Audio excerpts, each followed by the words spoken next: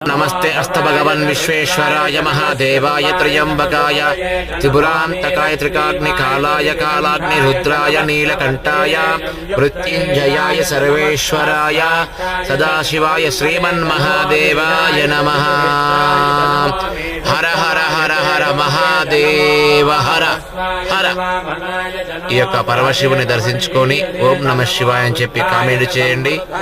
మీకున్నటువంటి రుణ బాధలన్నీ తొలగిపోతాయి. ఓం నమ శివాయ, ఓం నమ శివాయ, ఓం నమ శివాయ.